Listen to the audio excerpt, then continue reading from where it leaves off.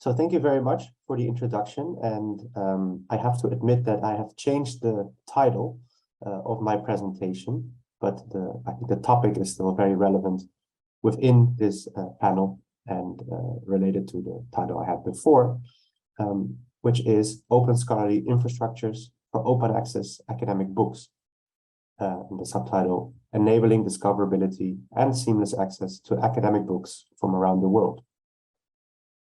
As mentioned, I am the community manager for the Directory of Open Access Books and the OAPEN Foundation, and we are actually open infrastructures for academic books. I'm very pleased to be here with you today. It is the first time for us that we are in Egypt, although it is virtually this time, and we very much hope that we can join in person sometime in the future as well, as this is probably just the start of this conversation. So I will begin with zooming out before zooming further in, as at this forum we are, of course, discussing the transition to open research. And as you can see on the right-hand side here of my presentation, the transition to open research or open science encompasses many things that come with that. Of course, open data, open source, open peer review, and open access. And this results, amongst other things, in the increasingly widespread availability of open scholarly content in the form of open access, open data, and much more. This also means that there are new opportunities for connecting regions, different stakeholders, and the research community at large through scholarly infrastructures. So to speak a bit to scholarly infrastructures, I've included a brief definition here, which I will just read from the screen here, that scholarly infrastructures can be defined as the scholarly communication resources and services, including software, that we depend upon to enable scientific and scholarly community to collect, store, organize, access, share, and assess research. Next to this, we are now discussing open scholarly infrastructures, which can help to pursue the transition to open research, while at the same time also ensuring that these structures that we all rely on are supporting the research community and are as open, inclusive, and trusted as possible. And to show some examples of open scholarly infrastructures, I've listed a few here, and you may recognize some of the logos. There is the Directory of Open Access Journals, the Public Knowledge Project, Open Citations, Archive, and DSpace, but there are, of course, many more. So then connecting this to the topic of books. So in the transition to open research and open access, we often speak about journals and journal articles, but there are, of course, also academic books that we should transition into this direction. And then these can include, for instance, monographs and edited collections, and these play a particularly important role in the humanities and social sciences. And a good question to ask is whether an open access future should be for the hard sciences only, or also for the humanities and social sciences. As an increasing share of journals and journal articles are made open access, we should also ensure that academic books are made available open access, as they play and will continue to play a central role in the humanities and social sciences, and therefore for the research community at large. And as you can see here, it is estimated from a study from 2019 that around 86,000 monographs are published internationally every year. And to date, only a fraction of these are made available open access. But this is growing, and we hope to see that growth continued in the coming years. So that if we were to look at open scholarly infrastructures again, but specifically for academic books, there are a number of examples.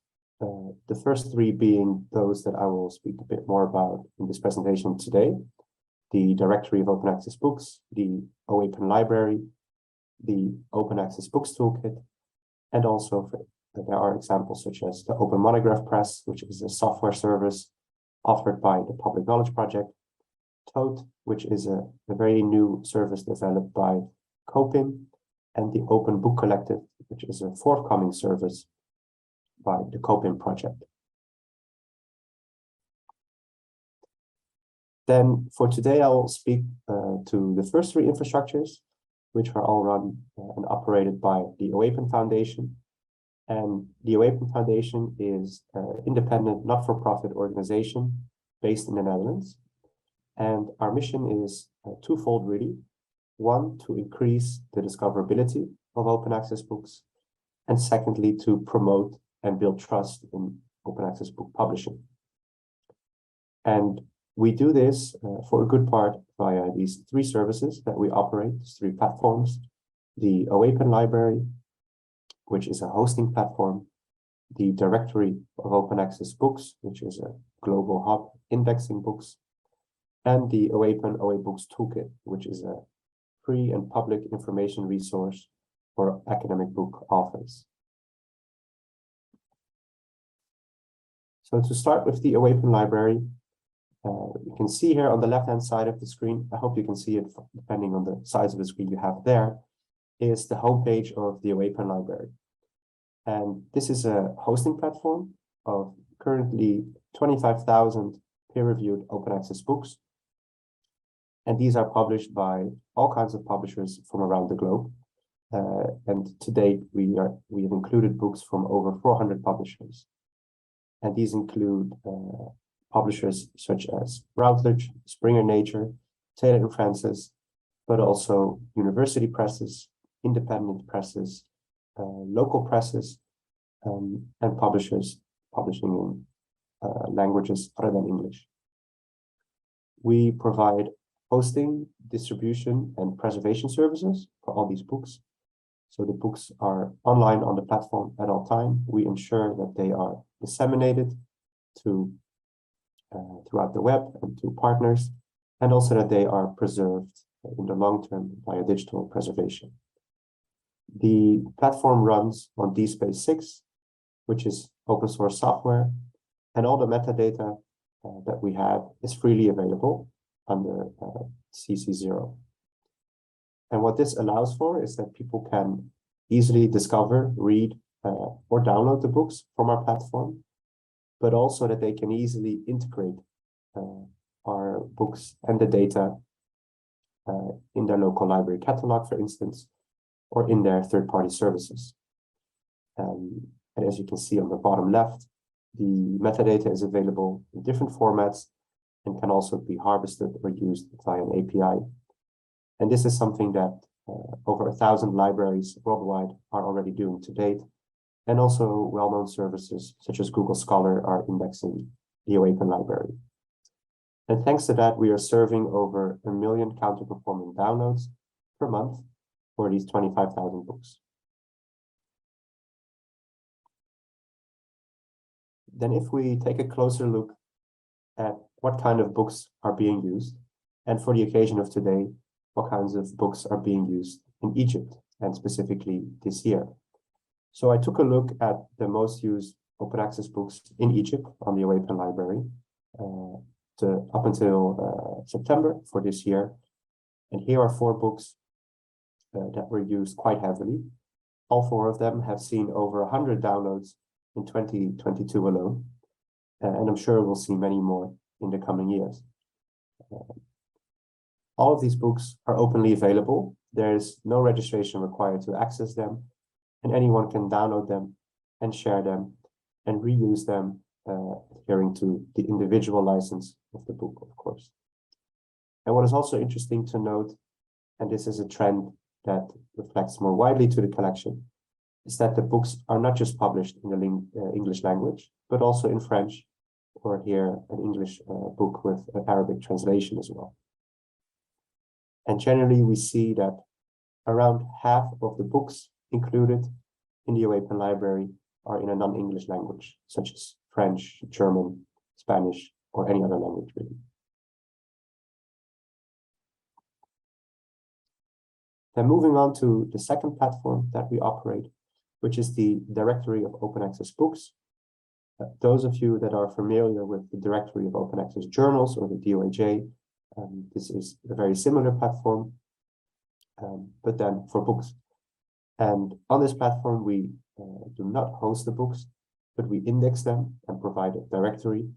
And this is also why you can see the count in the number of books that are included differs. So here we include over 60,000 peer-reviewed open access books, and these are all indexed. We provide discovery for them and additional visibility. And again, all the metadata is openly available, and the platform runs on open source software as well. And what users can do here, or mainly service providers, is find links to open access books hosted elsewhere on the web. And this can be on various platforms. So one of these platforms could be the OAPEN library, which I just showed. But there are also platforms such as Cielo Books, which is an initiative in Latin America that we cooperate with, where many Spanish and Portuguese language open access books come from. Open Edition, which is a French platform for books, and Project Muse based in the United States. And with the directory of open access books, we would really like to grow this global platform and ensure that we include open access books from all around the world, really, and are open to new partnerships in this area as well. Again, similar to OAPEN, anyone can access the metadata and integrate it into their library catalog or into their service.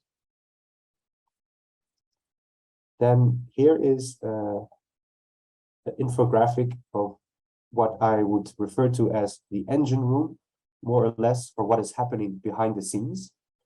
So I will briefly walk through it from left to right. So how all these books actually end up into the platform and then reach the end users. So we work with over 400 publishers for OAPEN and over 600 for the DOAB. And each of these provide their books and the metadata to us in various ways. This can be through email, this can be through an intermediary, can be through a funder repository, or any other route, really. And this really differs from publisher to publisher. So this is quite a lot of work to bring this into the platform in a structured way. Then once the books have entered the platform, we make sure that they are available in various export formats, such as MARC, KBART, and CSV.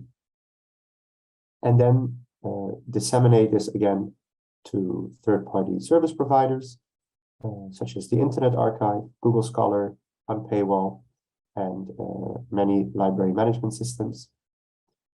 And of course, next to that, any reader or teacher or researcher can access the books and the metadata through the platform directly.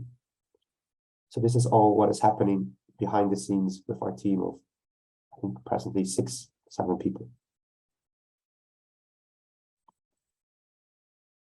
Then moving to the third platform, which is the OAPEN Open Access Books Toolkit, which serves a very different function.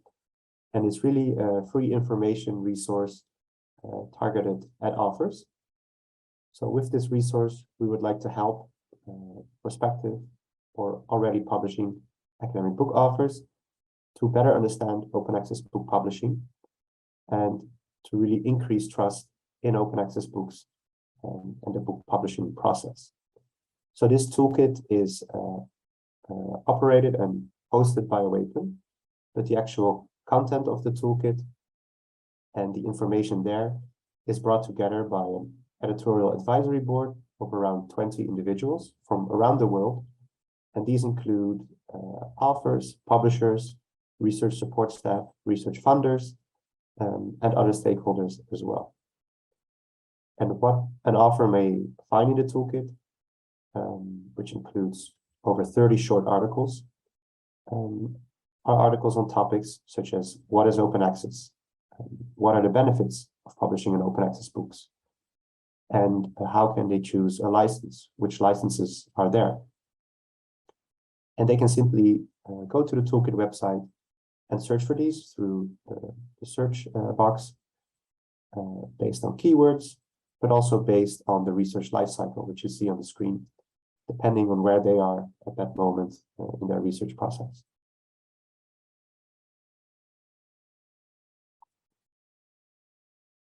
So these are the 3 platforms that I wanted to show and share with you today.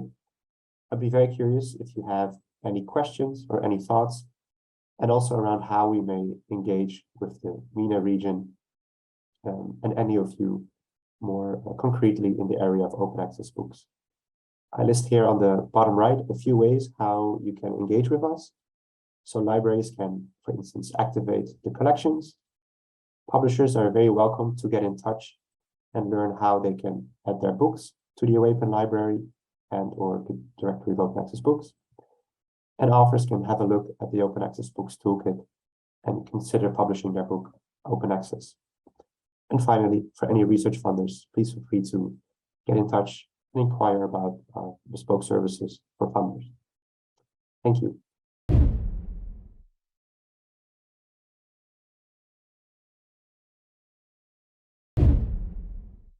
I will now share our presentation. Again, speaking now is Paloma Marín-Arraiza, and then I will change to my colleague Nabil Ksibi, and we work together at ORCiD in the engagement team.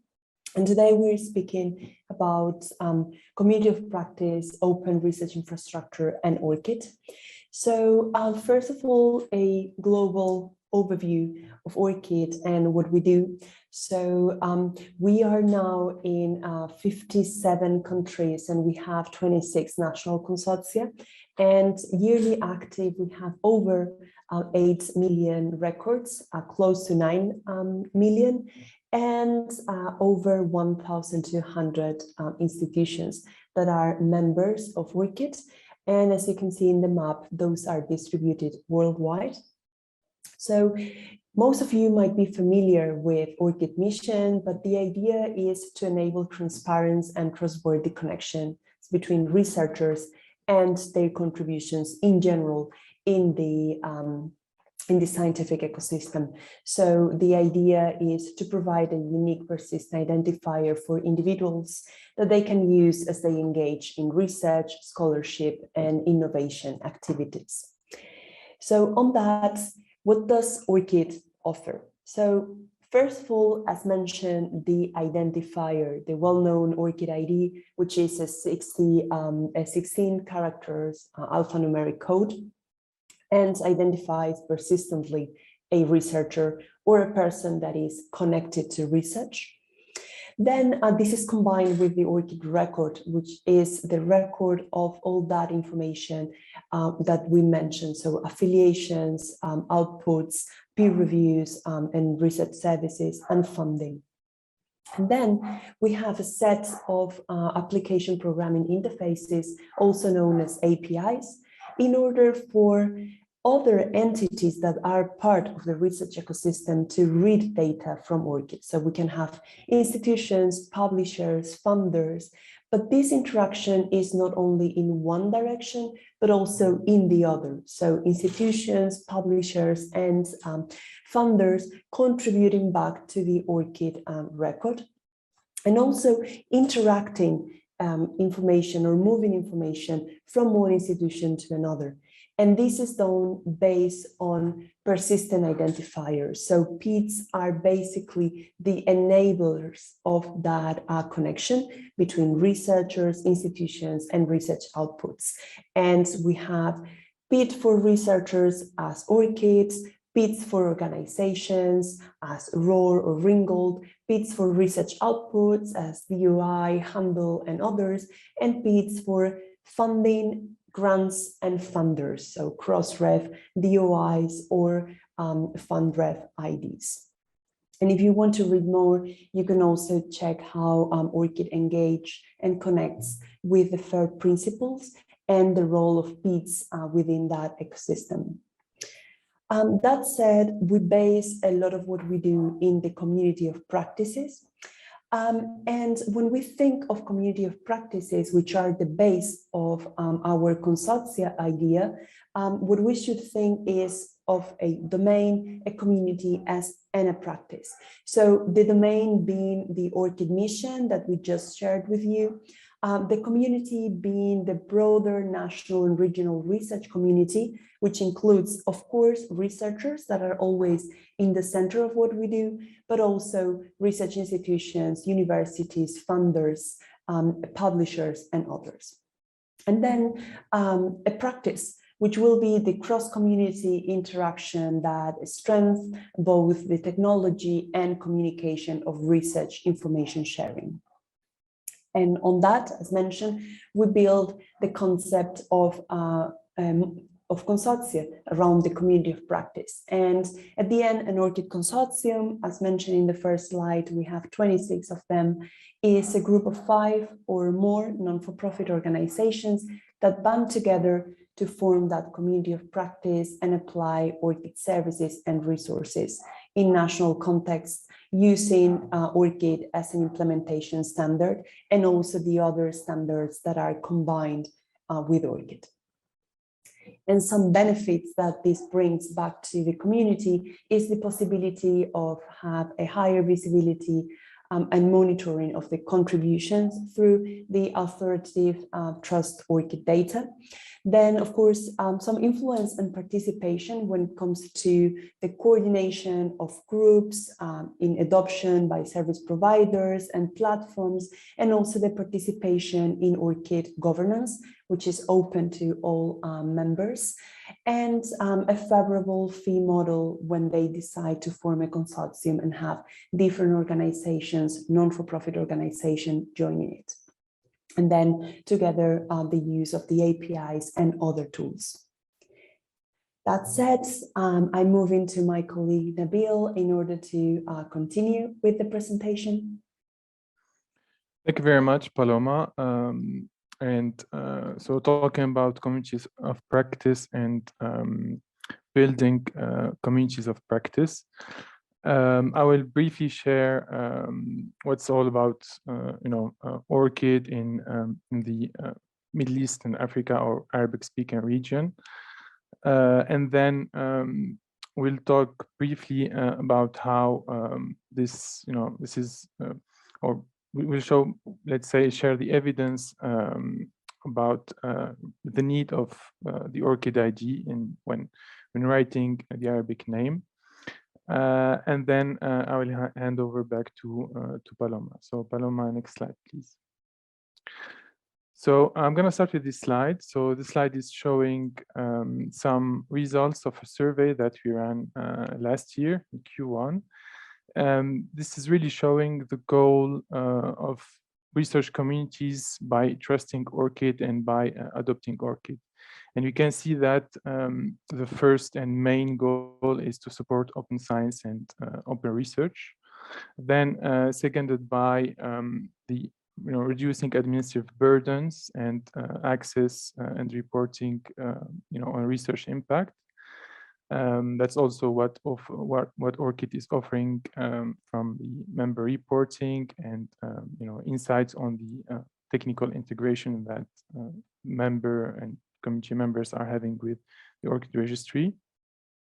And then we have also improving visibility of researchers, improving interoperability, identifying and disambiguating researchers' names, and then improving data quality and meeting or set national or funder policy. And then, like with these points, really hope much to help, let's say, and support the community in realizing their goals by adopting ORCiD and persistent identifiers in general. Next slide, please. So here we can see, let's say, the adoption of ORCiD in the Arabic-speaking and Africa region. As you can see, we are supported by regional RANs, so regional research and education networks like WACRAN, ASRAN, UbuntuNet Alliance. And these are really, the federator points for the research education networks, and they are trusting ORCiD and really accomplish their mission in basically adding more discoverability and bringing discoverability to the Arab-speaking researcher. And as you can see, this is just a snapshot about our members. You can see we have, apart from Knowledge E in UAE, we have our Qatar community and Saudi Arabia community and Jordan community that are trusting ORCiD and integrating and building some nice integrations with ORCiD. We have also some, let's say, supporters of persistent identifiers and open research in MENA, such as Africa Archive, GCC Africa, ITOCA, Yarima, and AFL. Next slide, please. So to bring some evidence on why the Arabic researcher is like recommended to use ORCiD. One of the evidence, let's say, is that there are few online spaces for Arab-speaking researchers to consolidate and connect their works and contributions and affiliations. Then there are different institutions that are working in silos, with somehow outdated systems, like some older version of DSpace, for example, and where ORCiD can be, the federated topic or point to really, collect the relevant data from all these systems. Researchers also and authors naming ambiguity is still a real challenge in the scholarly and academic field. So this quote from on the right side, as you can see, this quote from Dr. Hossemuddin, Turkey, he's saying that, for example, the name Monji Ben Hamida can be written, in different spellings, and this can affect, majorly the ranking of Tunisia in some international standings. Next slide, please. So I picked the name of Mohammed Mustafa just to search on this name or search for more information on the registry regarding this researcher. And only with the first page, I can find, a lot of results with different affiliations. We have Mohammed Mustafa in Egypt, in Alexandria University Faculty of Engineering. We have another Mohammed Mustafa in at King Abdulaziz University Hospital in Saudi Arabia. So if I don't know the ORCiD record of Mohammed Mustafa, I will not find like the relevant, let's say, researcher that I'm looking for. Next slide, please. Then some other examples, and to show how translating the Arabic names from English to Arabic or from Arabic to English can sometimes be challenging. So the first example is Muhammad al-Jarrah, and you can see how Muhammad used, the section also known as to really add the different variation and writings of his name.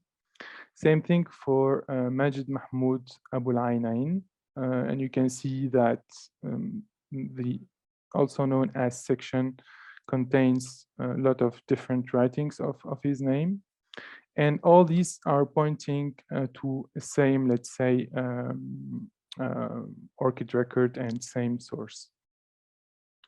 And on the next slide, we also have another example from, let's say, this is a fictive, let's say, profile. We called it, let's say, we choose the name Karim bin Ramadan.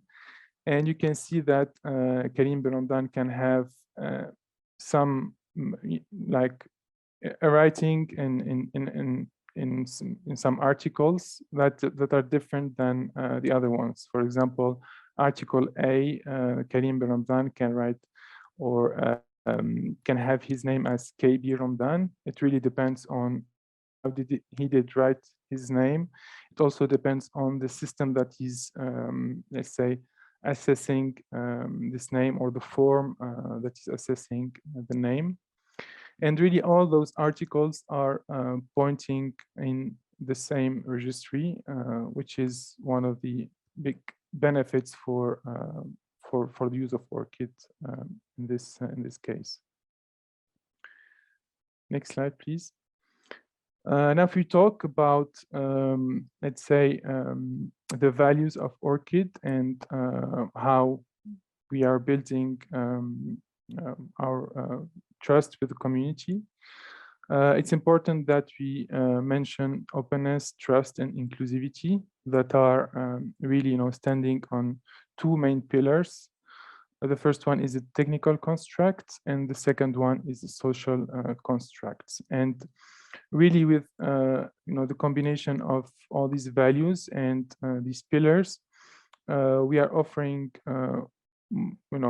and supporting in a way open source software and fair open data. We have an open public API.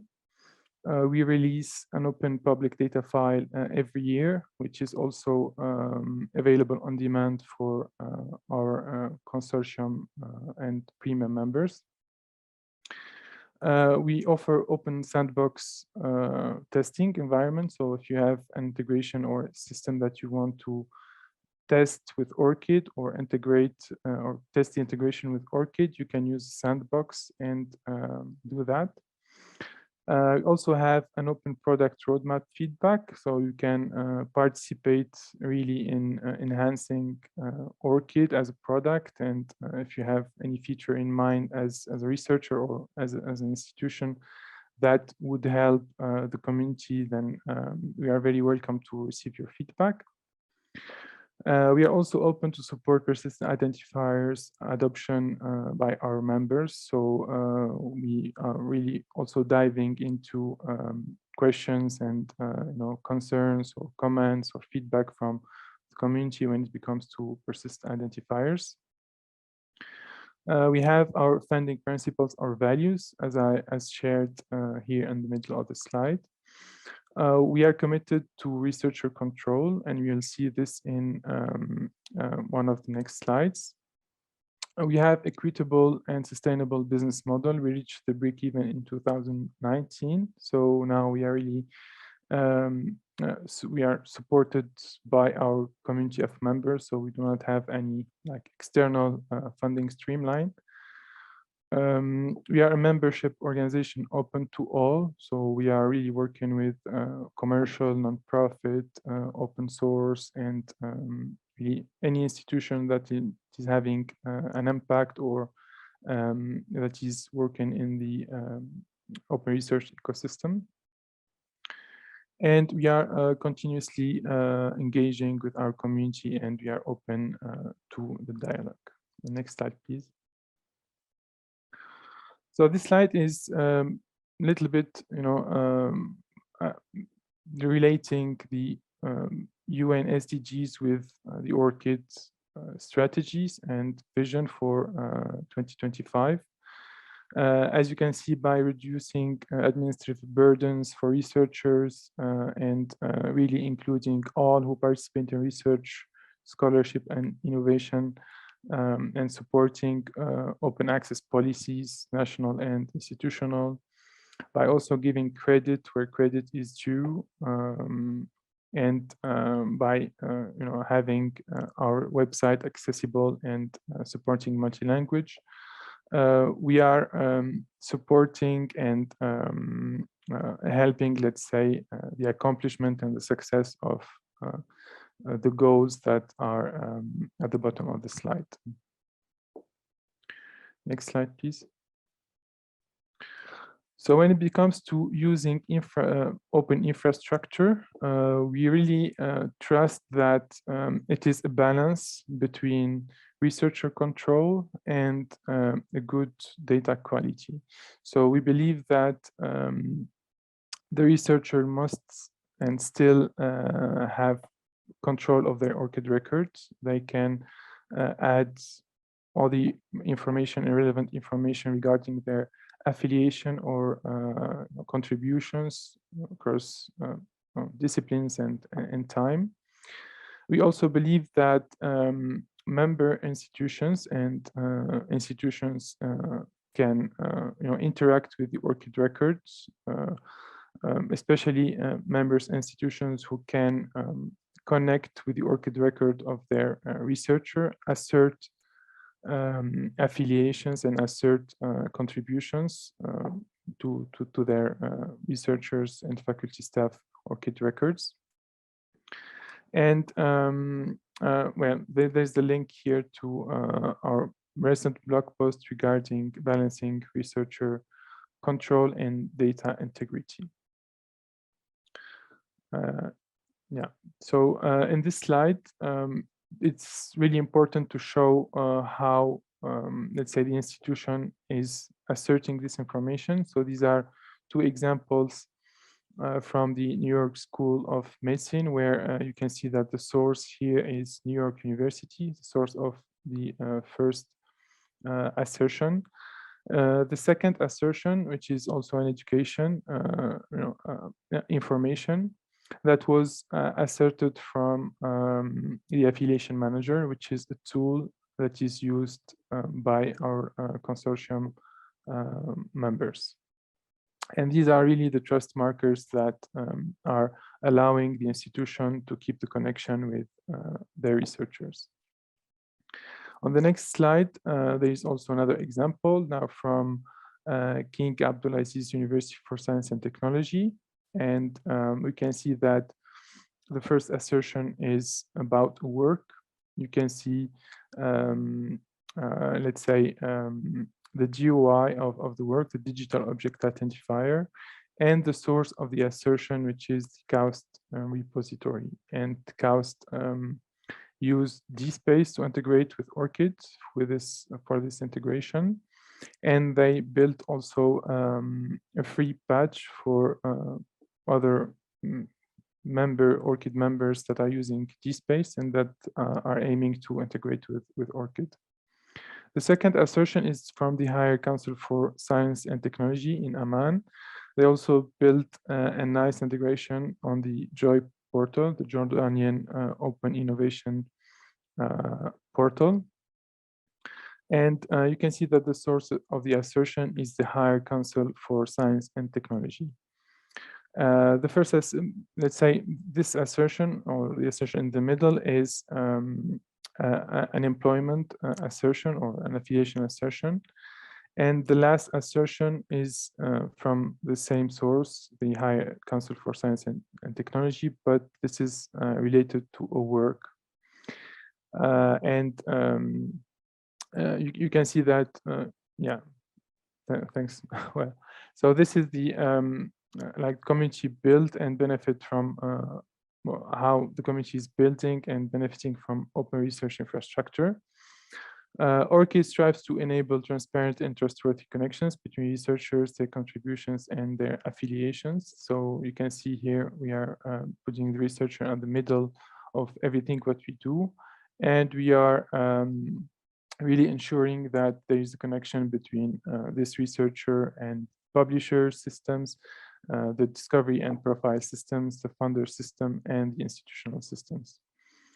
Then adopting persistent identifier to foster such an open infrastructure will further require commitment from both individuals and organizations. So I really count on researchers to, let's say, add relevant information and relevant data to their ORCiD records. And we also encourage institutions and organizations to join ORCiD and integrate their systems with ORCiD in order to help asserting these information for their researchers. ORCiD also anticipates an increase in engagement in Middle East and Africa regions through basically additional community adoption, conversation, and collaboration. And with that, I think I'm gonna hand over back to Paloma, who will be talking about the ORCiD Global Participation Fund and the Membership Equity Program. Thank you, Nabil. So quite quickly to end with and connecting what Nabil already mentioned about the enhanced participation ORCiD just launched their global participation program, which is compounded by the Global Participation Fund and the Member Equity Program. In this context, as mentioned, we have two ways. So the idea of the Global Participation Program is to achieve the vision of increasing adoption of ORCiDs. The Member Equity Program enable countries in low income, lower middle income country to participate in the community of practices that we already mentioned. And on the other hand, the Global Participation Fund divides the program into two grants, one for community development and outreach, and the other one for technical integrations in order to improve the integrations that are available in open source systems. And actually, we are thinking to drive participation in the Global South in general. And this was made possible by the generosity of ORCiD's funding lenders. So the admin costs are covered by ORCiD, but part of the grant is due to our funding lenders. We will have from the Global Participation Funds a focus in order to align with ORCiD's strategic objectives to increase global participation. So the focus communities are going to be organizations engaged in research and scholarship in low and lower middle income countries, which are going to be particularly in the Global South, where ORCiD participation today has been lower in comparison with other regions. And the goals is to develop actually those ORCiD community of practices, build understanding and use of ORCiD in local context, and create and enhance technical integrations to support those communities. And then, briefly here to mention that this fund is going to be opened twice a year. So we just closed the first call and the second call will be open in April probably, and you can find all the information on the web page. And the Member Equity Program is running at all times, so the whole year with no distinctions in period. And also briefly to mention that tomorrow, also overlapping a bit this conference, it's the webinar celebrating the 10th year of ORCiD in the BID infrastructure. So you're more than welcome to register, and if you can't participate online, then you can also watch the recording. And with that, we thank you all very much for your participation and for being here today with us. And if you have any questions, we can definitely answer them at the end. Many thanks.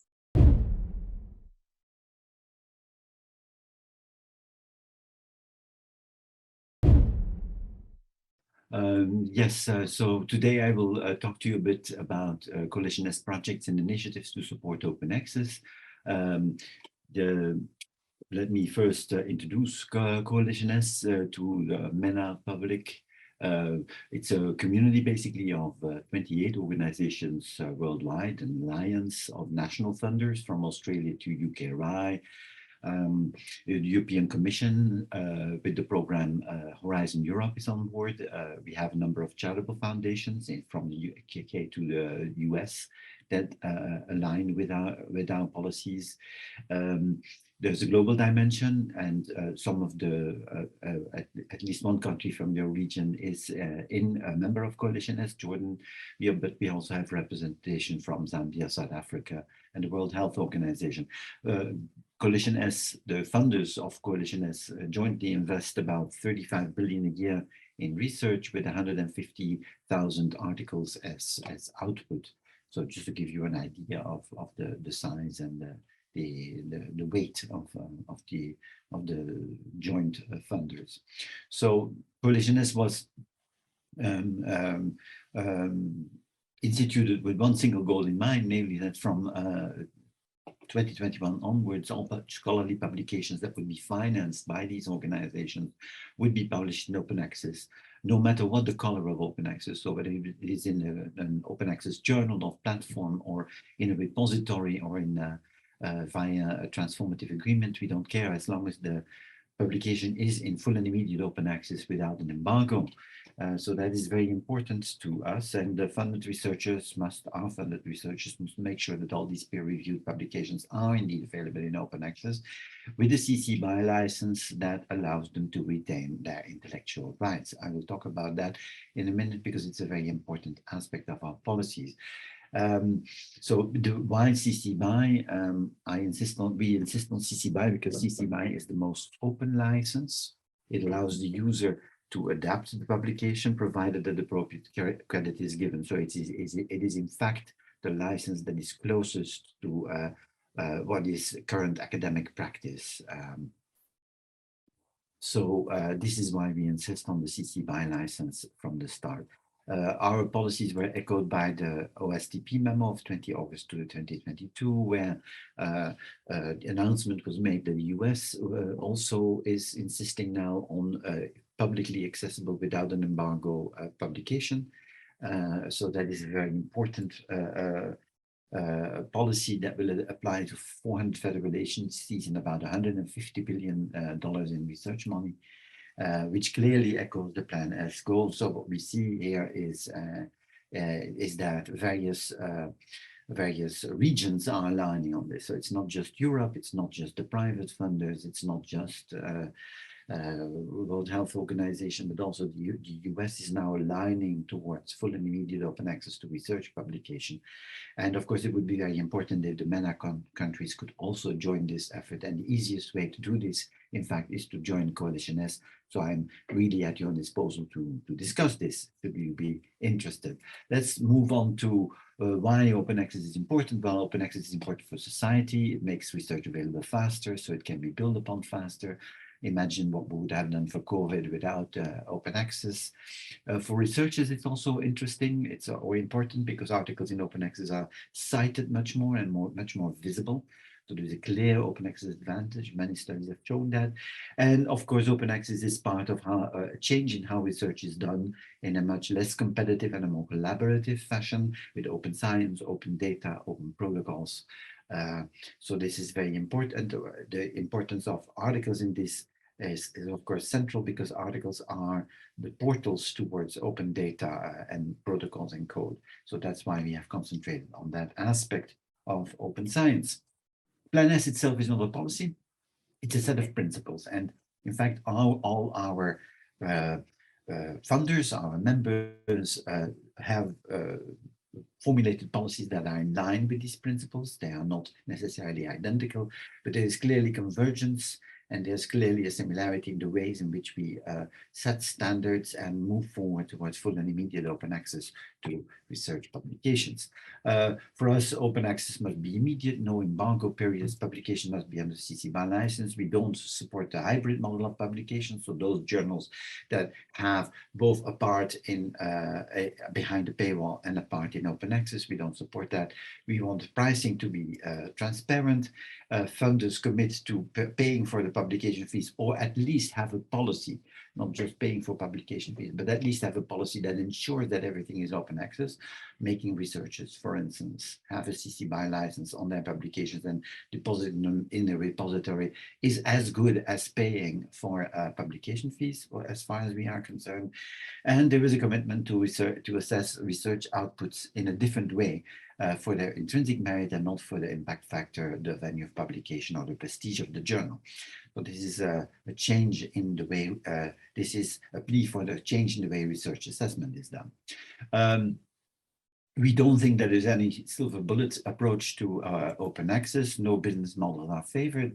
We have a very pragmatic approach of complementary and integrated policies, which has been recognized by many of our organizations and beyond. And we have had quite an influence also on universities, for instance, who have aligned with our policies, which I will talk about in a bit. And of course, we align with our university associations, open access repository, with libraries about our policies, are in contact with publishers and publisher organizations, and monitor young researchers who are more affected by this, while at the same time remaining in contact with a network of planners, ambassadors, to see how our policies are perceived in the rest of the world. 3 routes to compliance. How do we manage this? How do we make sure that researchers publish in open access? Well, researchers have an opportunity to publish various ways in open access. So first of all, they can publish in fully open access journals, either access journals that charge a fee or journals that do not charge a fee, like Diamond open access journals. The second round of publication is through publications in subscription journals, and then researchers have to make sure that they deposit a copy of the author-accepted manuscript in a repository at the moment of publication in order to make that publication accessible to a wider readership than those who have access to the subscription. And then route 3 is that we support CSER supporting journals in that are under a transformative arrangement. I will talk about transformative arrangement in a bit. Now, for, of course, researchers, this may be very difficult to understand. We don't expect researchers to understand everything immediately. That's why we have developed a journal checker tool, where a researcher can see immediately how their favorite journal complies with our policies. So the journal checker tool is in fact a search engine that allows you to combine 3 pieces of information: the journal that you are interested in publishing in, your funder, and your university, and that yields a result. That yields a result, say, telling you, for instance, that in your university, your journal has been taken care of for open access, so you can publish there in open access because your university library is paying. Whether the journal is a subscription journal and you have to deposit a copy of the paper in a repository, or whether the paper is a gold open access journal and you have to pay a fee. Route 3 is about transformative arrangement and agreements. These are agreements, in fact, publishing models where the publisher is committed to transitioning subscription and open access. These have various names that I've put here. And in fact, this is a transition that occurs at the level of library consortia. So this is not something that we have any power over as coalition. We are funders. We don't typically pay for subscriptions. But of course, library consortia negotiate these out, and these give access to the researchers working at that library consortium to publish in open access, not just read papers in open access, but also publish in open access in those journals that fall under a transformative agreement. Some of our funders contribute to these initiatives and some of them don't. Some of them are involved in these negotiations and some of them aren't.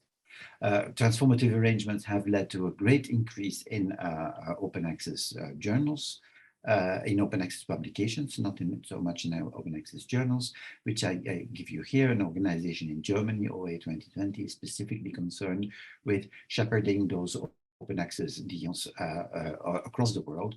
So if you're interested in that, you should certainly contact them. Route 2 is about rights retention, and this is what I want to discuss a little bit more with you, because it's something that is not just limited to coalition as funders. It's something that any researcher can use, and that is why I would like to insist on it. So many researchers, I think, as we have experienced, are not always aware that they are the original copyright holders of their work. If you are an author, you own that work initially. And it is the copyright owner, the original copyright owner of the work, that who decides how to license their work. So in some jurisdictions, it's true that the institution owns the copyright to the work of their researchers, but that is rather rare. You could find out for your own institution, but usually it is the author. And the advantage of granting or imposing a CC BY license on your work means that you, as an author, keep sufficient intellectual rights on it to reuse it and to share it in a repository. We believe that open access starts at the source, which is the author. Now, what happens in reality is, so we want authors who publish in subscription journals to deposit a copy of the author-accepted manuscript in a repository, but often we know that authors sign a copyright transfer agreement. So basically, authors give away the rights they originally own to a publisher. And this transfer of copyright prevents depositing a copy immediately in a repository. And so the rights retention strategy that we developed in order to combat this is a strategy that requires, as per the grant agreement, requires of the author that all papers have a prior CC BY license to any future author accepted manuscript that arises from their submission. So these authors, funded researchers, work under a contract with the funder, under which they engage themselves to make sure that all of their papers will carry a CC BY license upon submission. So this is very important because by asserting this CC BY license on their paper, authors retain sufficient rights to reuse their paper as they see fit, so no longer asking the publishers for permissions to reproduce aspects of your paper. And it also allows them to deposit the paper in an open access repository at publication, which ensures much greater visibility for that paper. And very importantly, legally speaking, the CC BY license, since the CC BY license that you as an author have imposed on that paper is in place before the publisher's agreement, that CC BY license takes precedence over any later agreement with the publisher. And this has not been contested by publishers. So authors and researchers have much more power than they think if they retain their right by asserting a CC BY license on their manuscript. I cannot stress this enough. And this is a right that any author has. Funded authors by Coalition S, but any author who asserts their rights can exercise them in this manner, even when they are not supported by Coalition S. We believe simply that the author-accepted manuscript is the intellectual creation of the author, belongs to them. They can do this, authors can do this by CC BY. We believe that publishers should be paid for their services. That's not the problem, but not with ownership of the AAM. If you invite a painter to your house to paint your house and to make it nicer, in the same way that the publisher makes your publication nicer, or if you inspect an inspector to your house to inspect your house for electricity, you do not then hand over the keys of the house to that inspector or to the painter after your house has been painted or inspected. That is not what usually happens. And neither should you do that for your publications either. I give this example because it makes it much more visible how we have been brainwashed into giving away our rights for publications in a way that we would never do for other items that we own, like houses or cars. Rights retention strategy can be applied in the following manner. You can use this language. You can also, if you are not under a grant, you can simply assert this in a footnote to your paper or in the submission to the paper. On publication, you can then make the author accepted manuscript open access in a repository, and you can contact your library if there are problems. Because publishers, I can tell you, do not like this rights retention strategy one bit, so they will submit contracts to the authors that contradicts their grant agreements. Some publishers try to delete the right retention languages, and other publishers wait until acceptance to present additional conditions to authors. So I'm not saying that this is the easy road. It is the correct road, but it is not the easy road. We believe very strongly that publishers have the right to reject desk articles, but in fact, no publisher, there's only one publisher who does that, who is a publisher that publishes 2 journals in the medical field. We believe very strongly that they do not have the right to mislead or trick authors in their grant agreement. And we have written a letter to 150 publishers to be clear, to ask publishers to be clear about conditions of submission. At the same time, what we see, despite the opposition of publishers, there's a broad support in the research community for this policy of rights retention. There's been the UNESCO declaration that supports it, the G6 declaration, the EUA, European Union University Association, representing 850 universities in Europe, has made it a part of their policy going forward. And the European Council has also been very positive about rights retention. It's receiving broad support. It is also being increasingly adopted by universities, most importantly, ORCiD, University of Norway, Edinburgh, Cambridge, Birkbeck, who made it into their own policy, basically protecting their researchers' rights to their own publication. And universities can do this and should do this in my respect, in my opinion, because this allows universities to retain the rights to the publications of their own researcher, which is a form of intellectual property for the university itself as well.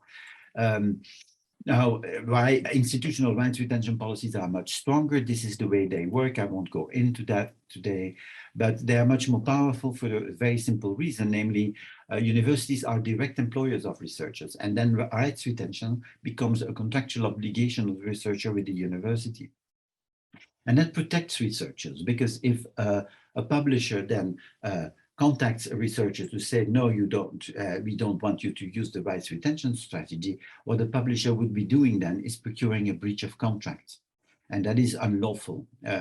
You could, as a university, and some universities who have enacted this policy, have informed the publishers they will sue them if they try to do that. So the ownership of the authors is then protected by the university. And this is a very powerful tool in order for the university to protect the intellectual rights of their researchers. It's working. We have very many examples now. We have advertised them also on our website, so you can check that out there. Coalition is also working towards price transparency. We have identified 2 price transparency frameworks, invited publishers to participate in this journal comparison service, which will go live in the next few weeks. This is a service that is secure, so with 2-factor authentication, and allows library consortia and funders to see if prices are commensurate with publication services.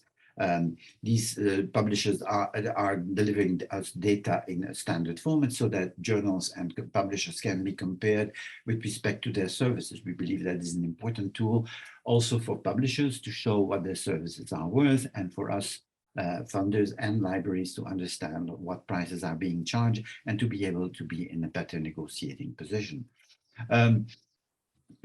Coalition is also engaged in Diamond open access publishing.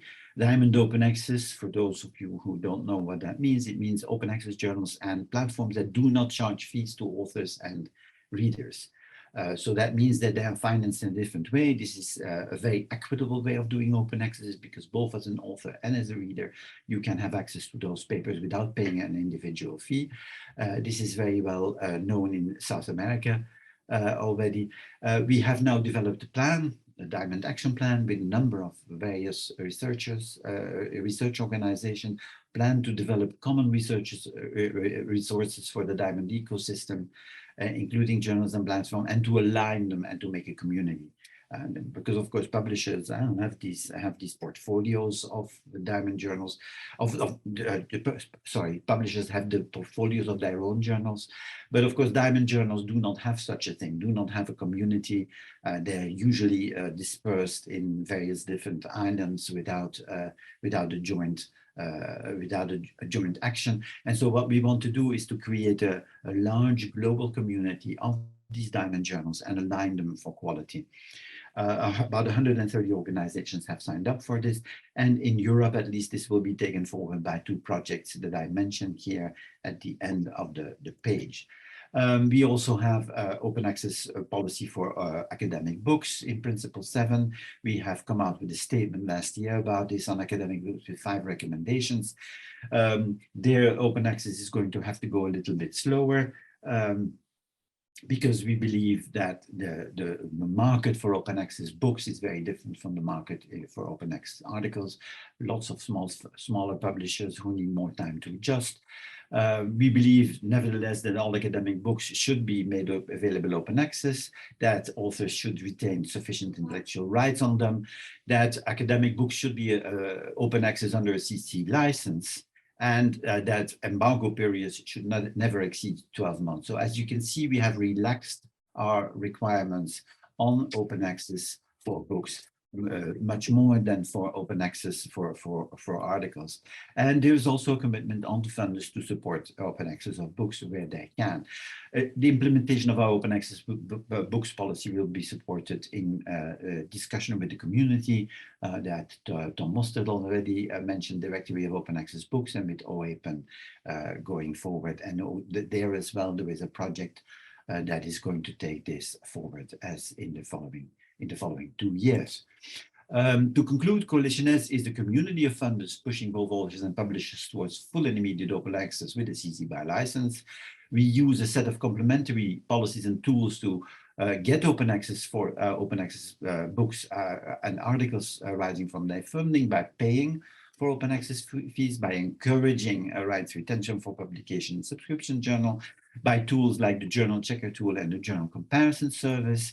And we also support community-driven diamond open access journals and platforms to ensure globally equitable open access.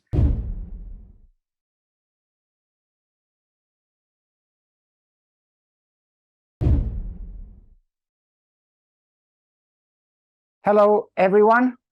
Thank you for organizing the Open Science Forum in Middle East and North Africa. And thank you for your participation.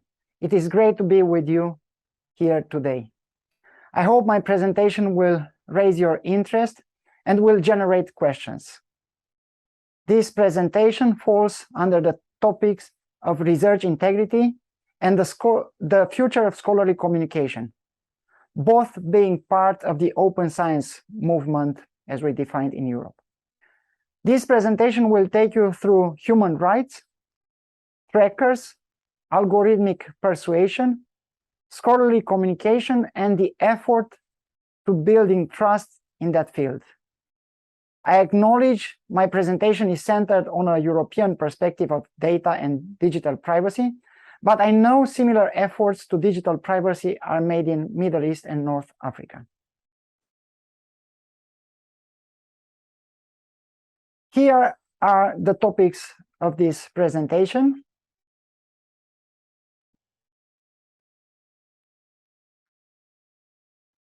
Right. Your rights to digital privacy. You probably all know about GDPR, which is the European Data Protection Regulation. But privacy rights in the digital space started well before GDPR, which is unfortunately an insufficient legal application to protect our human rights. In Europe, in 1950, the Council of Europe drafted the European Convention of Human Rights.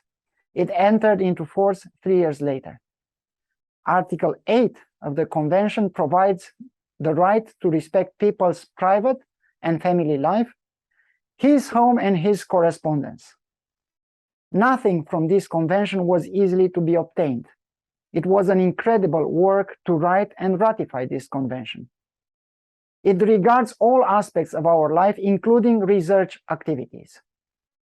Later on, in 1981, was born the Convention for the Protection of Individuals with regards to automatic processing of personal data, or simply Convention 108.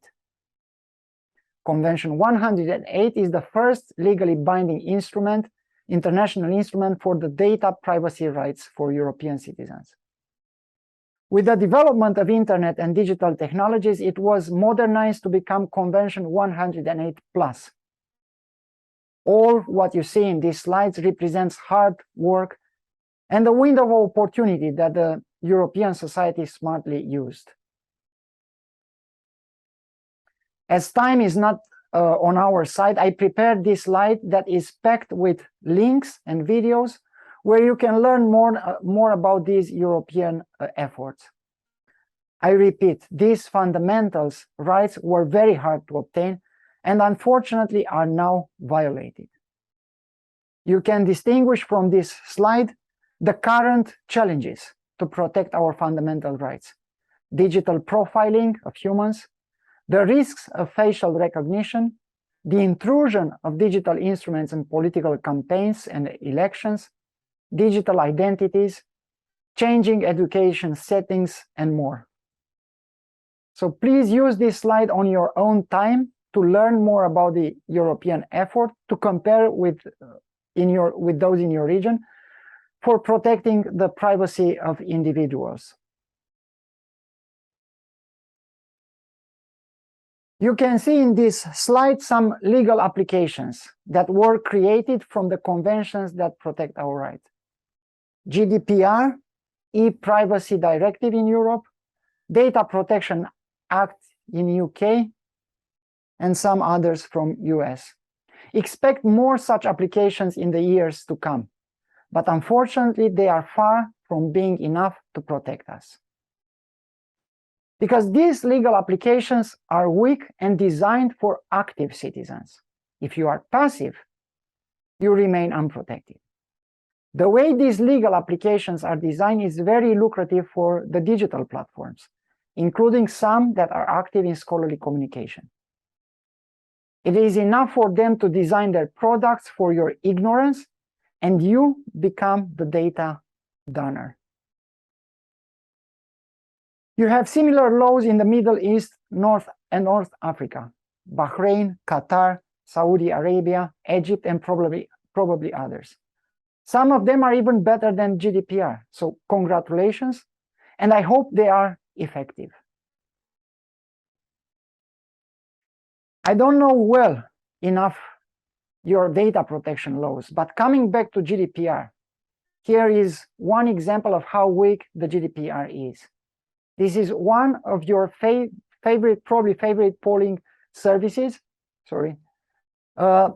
and they make user surveillance which is hidden as legitimate interest. This is not what GDPR should allow. You have here the link for a video that I created to explain why I don't use their service. Watch and understand the violation. Like many others, their violation comes by ignoring half of what is a weak part of GDPR, the Article 6. That is their secret gate to full surveillance and manipulation. This is the blind eye of the GDPR. I recommend this article, which greatly illustrates the meaning of our digital life and where we are all heading if we continue this course of digital development. Another development that it's worth being watched is the replacement of current trackers, cookies, with other trackers which are now the new kids on the block. For example, if a user creates for the first time a Facebook account today, the platform could match the user's past web browsing activity, collected in an anonymous way, and bring to the Facebook profile as far as this track is going as far as 2015. This is not normal. As I try to demonstrate that our hard-won fundamental rights are weakly protected by legal application, it remains, unfortunately, a great pressure on each institution's shoulder to protect their user. So it becomes your responsibility. Everyone plays a role. It's up to you to decide what's your action. But without your proactive due diligence, don't expect any good things to come up from digital surveillance, including the field of scholarly communication, of course. A few takeaways from this part. You have rights. It was hard to build them, and the work is not yet finished. You and your institution are responsible to protect the privacy rights of researchers and their collaborators. Legal applications like GDPR, Data Protection Act, and others are clearly insufficient. A huge pressure remains on all our shoulders. With that said, we move to the second part of this presentation. The role of this part is to discuss the bond between researchers' right to privacy and what is the current picture of tracking science. You won't have the right picture unless you think deeply about what is the quintessential of scholarly communication. Is it reading about others' findings? Is it adding more publications under your belt? No. The quintessence of scholarly publishing is to stimulate curiosity, confront ideas, communicate new evidence, inform decisions, and move science closer to society. Next to citizen science, publishing is a fantastic opportunity that could move research out of the ivory tower. But nothing is fixed forever. We spoke earlier about the fundamental rights of humans. Looking into the future, including the future of scholarly communication, I think it's very likely that humankind will soon give rights and liberties to machines. And that's fine. But if that vision comes true, ask yourself, what does the quintessential need to retain for scholarly communication in 2030?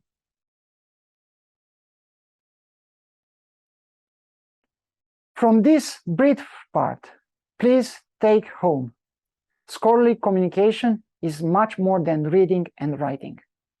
It is a human-specific forum for confronting ideas, communicating evidence with honesty, and stimulating curiosity. What we need is to push the research culture to more humans. What we don't need is to push the research culture to more machines. Artificial intelligence.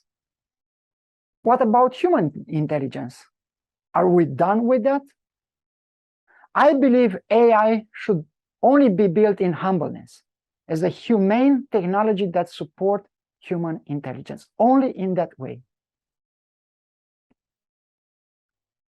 After presenting your rights and how weak they are protected, and after trying to make you think deeply about the quintessential of scholarly communication 2030, time doesn't allow for more interaction in that. Maybe we receive some questions. Let's move to the third part of my presentation. Are we building trust in scholarly communication? Do tracking and persuasive algorithms serve this purpose?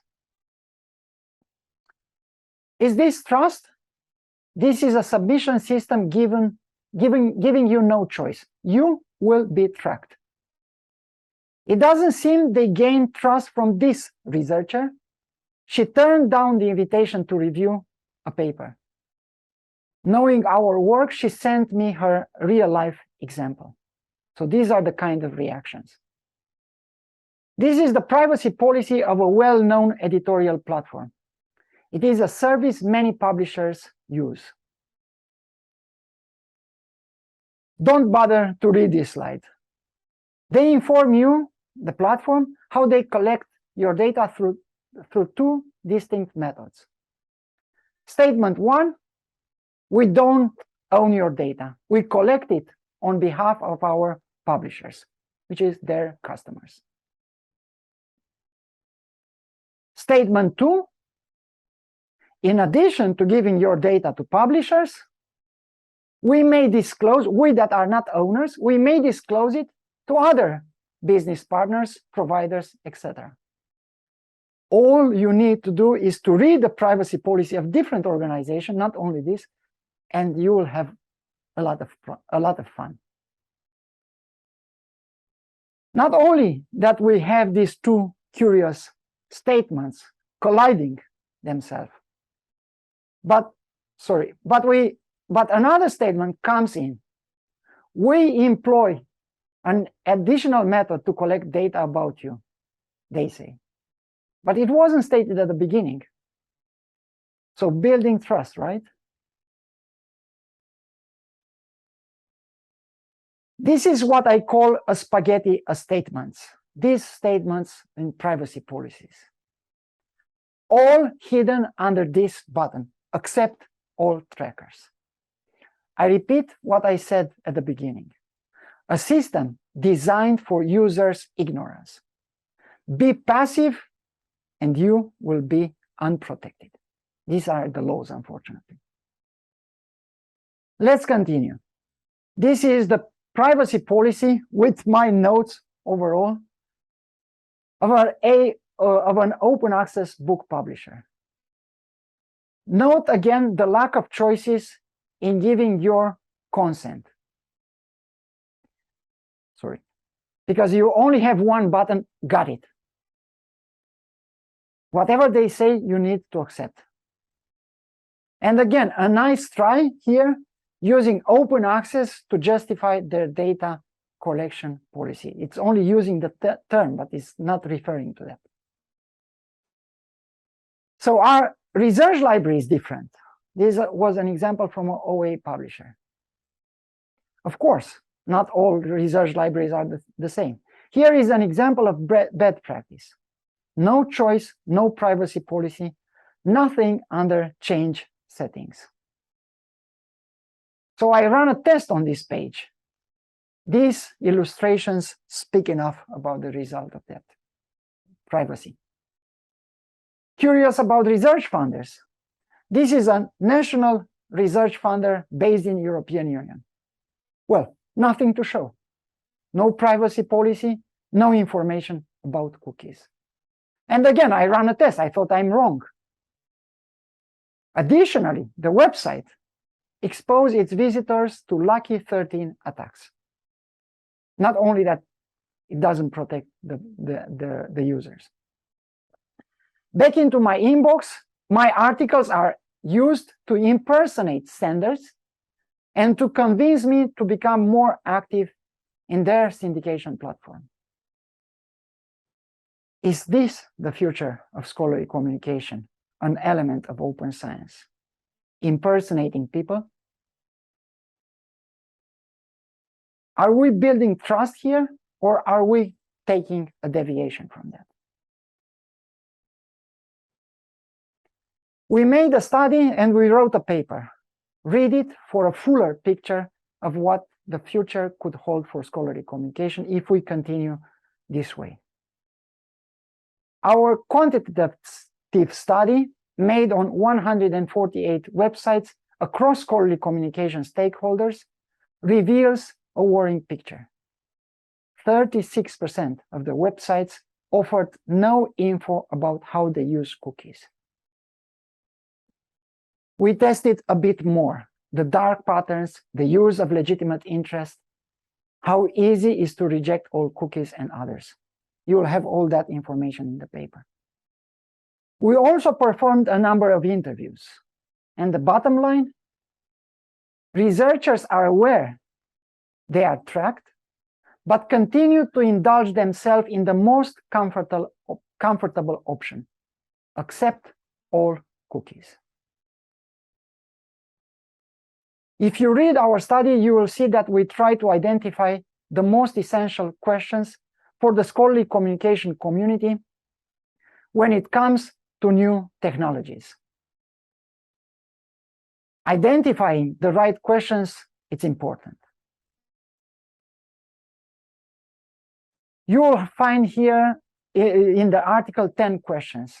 The two I selected to highlight today are how to change the international codes of good research conduct to correct this worrying behavior. And the second, what is realistic and what is utopic in these technologies? We identified major risks to how scholars will communicate. For me, the biggest is the possibility to manipulate how hypotheses are generated and build a system that inhibits curiosity and creativity. Please have a look on yourself. We also made a series of recommendations for our community. Have a global approach to this pandemic behavior of tracking others, because this is a pandemic behavior. Revise codes of conduct in research, like in Europe we have ALEA, and make the changes together, not in silo. That means funders, publishers, libraries, tech company, and etc. We strongly believe that a bigger study is needed. On top of this, we used citizen science in our smaller study. We use this approach to collect observations, and it worked. We recommend to maintain that citizen science approach because you will need to scrutiny a lot of websites. So volunteers can help you. And here is the team behind that study. People from London, Cambridge, Prague, and in all humbleness from our company, Scientific Knowledge Services. In our study, we were inspired by the work done in the SciCop project, which is another citizen science project investigating GDPR compliance and internet trackers. This is a real big project. It would be a great miss if I don't mention older initiatives like Stop Tracking Science, although we approach the problem from a completely different perspective and with different method of inquiry. What is important to remember from this part? Please read our article. We all have a lot to do to improve, including libraries, publishers, tech companies. So it's not everything on the publisher's side. Another thing, the dialectic dialogue is what we recommend to correct the system. And you can build more evidence in this field by using the citizen science approach. So let's draw a summary of all I presented and some conclusions. You have rights, they are fragile, and their protection is weak. It's on each institution's shoulder to protect the future of scholarly communication. Imagine how scholars will communicate in 2030 and start building that future now. Give the priority seat to human intelligence and not to artificial intelligence. Read our article and engage with us. More evidence is needed to understand how are we tracked and persuaded in scholarly communication. So these are the takeaway that I'd like you to consider. And the path forward, I tried to make here some order of priorities. We need to start engaging all stakeholders and build a dialectic dialogue within the scholarly communication community. I repeat, a dialectic dialogue. Update the existing codes of conduct in research and build a good practice. Make awareness and employ meaningful rhetoric to convince others. I tried to make an order of priority. This is why I said dialectic dialogue is more important than rhetoric. For those that want to stay in contact, here are my contact details. Please feel encouraged to contact me. And of course, if you have any questions, I'll be happy to answer them. Thank you once again for listening and for participating here. Thank you.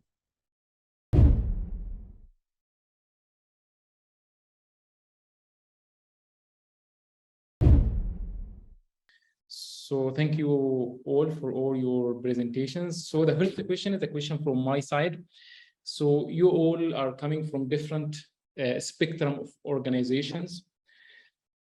So I just want to know what are the main or the primary barriers or challenges that you are facing towards achieving your goal, which is supporting open research and open science. We can talk about the open research infrastructure challenges or the general open science and open research challenges. So yeah, Tom, do you want to start? Yeah, sure. I think it's an interesting question, and I can maybe zoom in on it on from the infrastructure side and for academic books specifically. So I think for us on maybe to begin with the books, I think on the book side, we are seeing there is increasing attention and also momentum to also transition academic books into open access and not just journals, as Johan also touched upon, and Coalition S is also making sure to move that forward. But it's starting from a different starting point. It is not as far yet as we are with the journals, but it's very important that we move it forward, and it's good to see there's a lot of willingness to do so. I think a challenge there is the complexity with the funding. Luckily, we are seeing more experimentation and innovation with new business models, with diamond open access, as Johan mentioned. And I think that is a great thing to see. And I think next to that, and combined with the infrastructure side, is we would like to ensure that in this transition, that we preserve the bibliodiversity, and that we make sure that we allow for and foster the different approaches to publishing. So we work, for instance, in Latin America with Cielo Books, and they really help us to better understand how book publishing works in Latin America, and how we should keep that in mind when we want to transition or work with their open access books. And I think that is important as we are trying to create a more global and connected research community, but that we do not lose sight of the differences in practices, whether that is regional, disciplinary, or in some other way. And I think that is quite a challenge, making things more complicated, but I think definitely a worthwhile one to always keep in mind and to work along those lines, respecting the different approaches. Very interesting. So Nabil and Paloma, what are the challenges that are facing ORCiD in terms of connecting researchers and the community and building up that community of researcher identifiers? So if you can shed more light on these issues. Sure. Thank you very much for the question. So in general, an issue that is shared, or a situation, will be the technology readiness sometimes, and it doesn't matter in which region one is, but having a prepared infrastructure is sometimes a challenge. And then if we move to regions, to non-English speaking regions, then we might also face the problem of the language. This is why we've been trying to implement different plugins and translations so that the documentation is available in different languages, so that this helps also the community. And then in other cases, the terms of costs, because even open infrastructure is the concept of open, but it has also some associated costs that in some regions might not be suitable. And that was also part of the idea of the global participation program. And I don't know, Nabil, if you would like to add anything else on that. Really have nothing to add. Okay, great. So Yuan, so Tom mentioned the innovative business models and that are coming from whether publishers or the funders. So what are your thoughts on this topic from a funder point of view? What are the challenges that faced the coalition to enhance the open research and the open science? Yeah, I think our challenges are actually very similar to the challenges others face here on the call. I think challenges are challenges of alignment as well, alignment of the various communities that are in the stakeholders in open access and open science. I mean, we have been, I think, relatively successful with the 28 funding that we have on board, but I think much more alignment is needed, also alignment of universities with policies. And so what I think is mostly needed is leadership. I think also leadership in terms of taking back the initiative in open science and open access, not leave this to the prestige publishers and the commercial publishers. I mean, as Paloma and Nabil have said, you know, I mean, ORCiD, for instance, is a fantastic initiative, but it is one of those initiatives that run as community efforts. but there should be a much more concerted effort to I believe in the long run to finance it, to finance this globally, right? I mean, this is a lot of what we see in open access is in fact run by community initiatives that do not have continued income and live from one grant to the next. I mean, I'm not telling Paloma and Nabil anything new here, I believe, but it's also true for other crucial infrastructures. It's also true for things like DOAB and Crossref and others. You know, that it's a problem for. So this is something that we need to pay more attention to, I think, going forward, in order to align all stakeholders across the open access universe, and especially, I think, academic institutional stakeholders and community stakeholders. I believe that's the challenge going forward. Okay, got your point. Tiberius, I saw that you posted in the chat box more information and regarding your response to this question. Do you want to add more comments? Well, this is only supported. First of all, I like to apologize. I sent a recorded video because I had eye surgery yesterday. I'm going to have another one tomorrow. So I wasn't sure on my condition to participate here, but thanks God, medicine is good. So I can be here. So the challenges that I see, and they are linked to each other. Maybe it's one challenge, but there are two things that I'd like to highlight. One is that research is not public enough. And second, that we miss a set of tools that I call deep scrutiny tools. Maybe I'm sure we will invent them one day. So what does it mean public research is not public enough? In all due respect, although research is contributing to progress in our society, it's a subculture. It's mainly made and discussed and content within a small number of people reported to the global population. So it's really a subculture, an elite, but a subculture. While other cultures were subcultures in the past, gastronomy, literature, music, as we have now a lot of meloman people, they moved to popular cultures, and some, like gastronomy, they moved to cultures that identify people, groups, ethnics, and so on. So research is not public enough. And the second thing that we don't have these scrutiny tools, I'd like to give you three very impactful examples that are very recent. One is Alzheimer's disease. We persuaded for a great number of years a theory called amyloid protein. Billions of euro and dollars were invested in this theory just to prove that it was linked to image fabrication. More than 16 years of image fabrication, which is bad research. The second one is depression.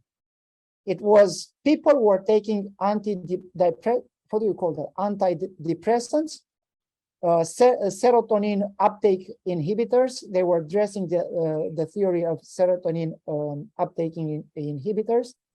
Again, billions of euros were invested, millions of people suffering from side effects, and this was not true. So there were more than I can estimate. So it was taken up in the 90s from the pharma companies, but it started in the 60s. So as you imagine, many decades of just not giving attention to the evidence. The evidence was there, but couldn't make it because research communication was not good enough to bring the evidence. Pharma industries spotted a clear line for their own communication, which was a pill given to people with the depression.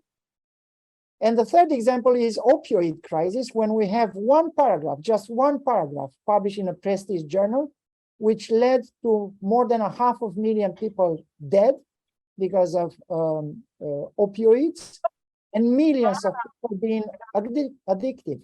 That paragraph was published in a prestige journal, said that opioids are not addictive. If we would have these deep scrutiny tools, if research would be more public, because peer review couldn't stop this bad practice, right? Open access couldn't stop this bad practice. and many other let's say self-correctors that we have now in science.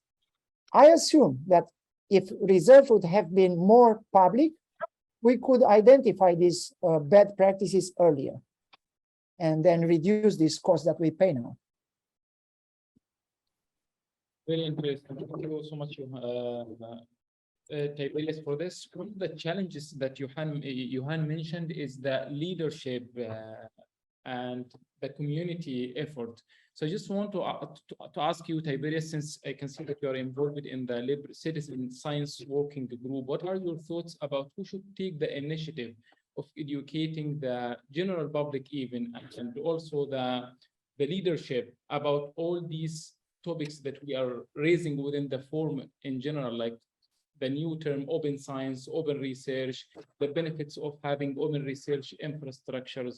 So from your point of view, who should take the initiative in introducing and raising the awareness and also educating the general public about the benefits of implementing all these policies?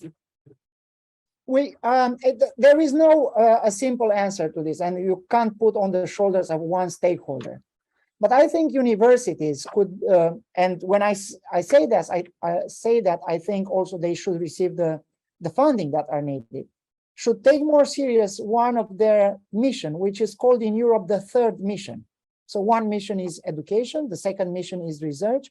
And we have now in Europe, we have for years in Europe, an approach which introduces the third mission, and that is the relationship with society. May in UK be called the enterprise mission, in Central Europe or mainland Europe called third mission. It relates to the bond between research and society. And in giving this answer, I would also like to bring a bit of fun in my answer, which is the Kardashian index. We have H index, we have impact factors, we have all sorts of index. There is one index which is less known. It's called Kardashian index. And this index, it was created and measures how popular a researcher is. We have researchers that are rejected being part of their national academies or others because they are too popular. They were part of the TV shows that other colleagues thought they shouldn't be part of, or who knows what.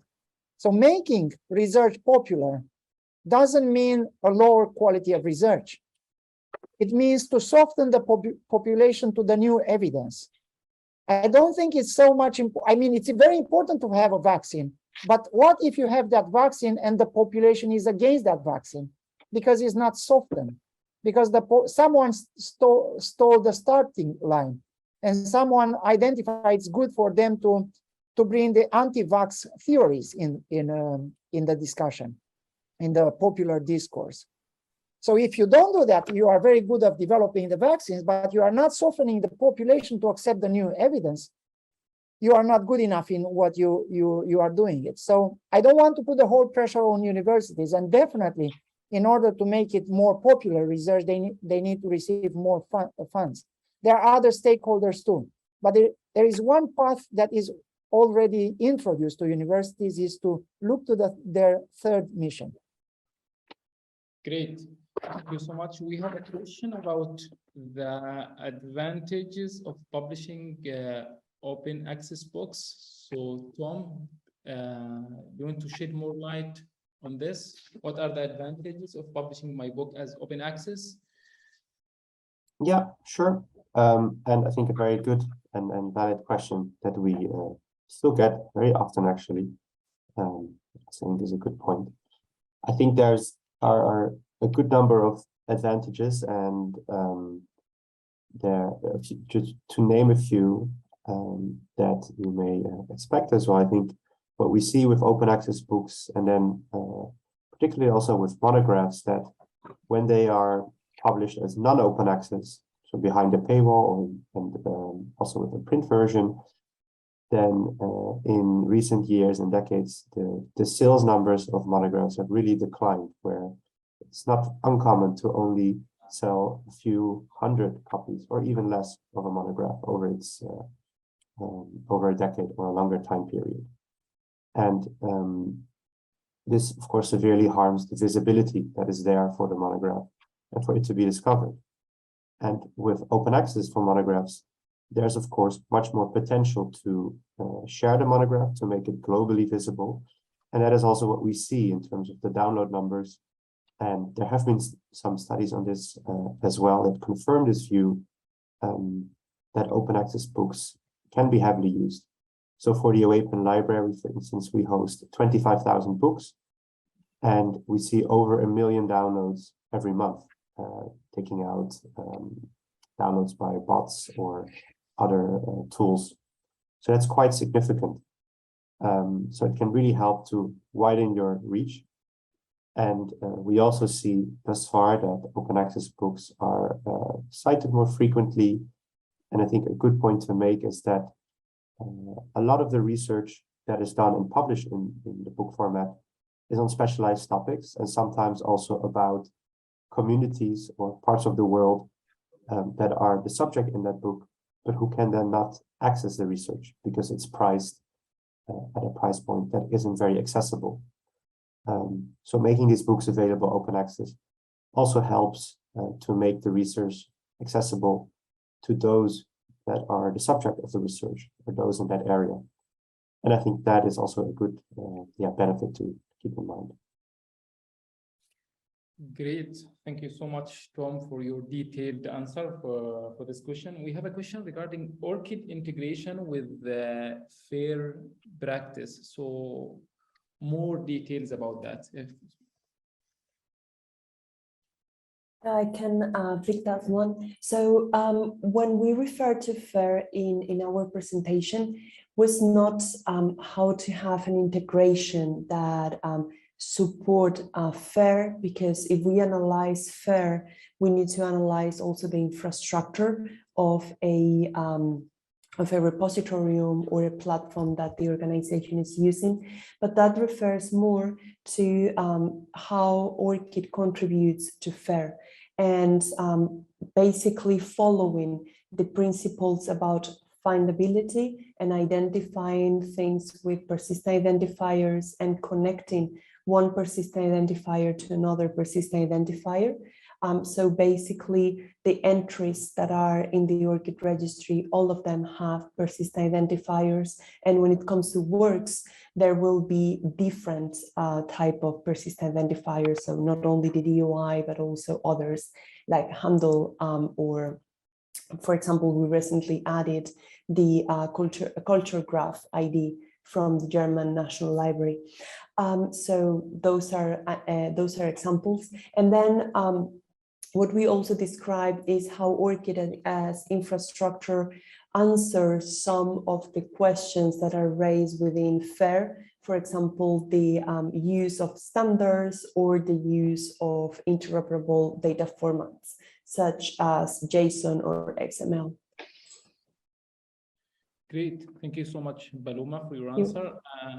And regarding the previous question for open access, I can see that Tom has posted on the chat box the open access toolkit for Box launched by OAPEN. So feel free to click on this URL. So yeah, I think we covered different topics from different point of views today, from a funder point of view, from open access Box point of view, from privacy and privacy policies and cookies as well, which is a very, very important topic. And then from the research infrastructure and author identifiers as well from ORCiD.